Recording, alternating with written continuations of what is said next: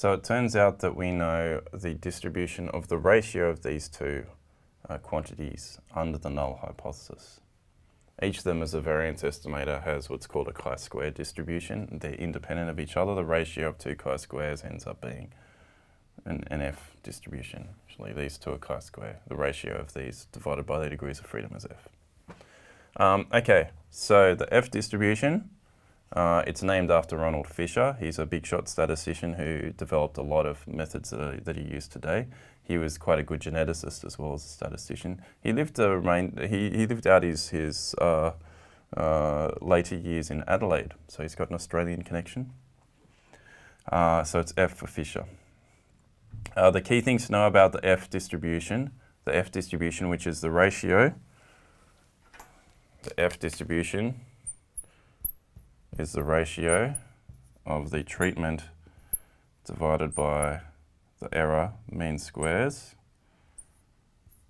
It's got an F distribution. It's got two degrees of freedom. Okay, the T distribution had degrees of freedom. It was a different distribution depending on sample size. The F distribution, same deal, except it's got two sets of degrees of freedom, one for the treatment and one for error. So the first degrees of freedom is k minus 1, the number of degrees of freedom there were in estimating the variance using just the treatment means.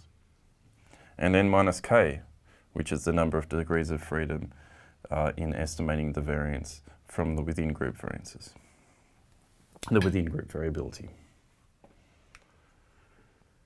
So it's got a formula, this F distribution. You don't need to know the formula. It's big and it's ugly. The thing you need to know about it is it's a function of two parameters, two sets of degrees of freedom. And these are the way we estimate, the way we calculate the degrees of freedom.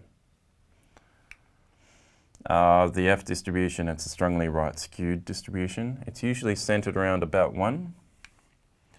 And if you want to calculate a critical value or a p-value for the F distribution, you can do that on MATLAB using the fin or the fcdf function.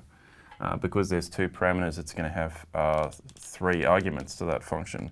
So for example, on MATLAB, if you wanted to find the probability that f is bigger than 2.3, where f comes from a F distribution with 2 and 21 parameters, say. So you got an F distribution which is right skewed, you get a value of 2.3, you want to know what that area there is.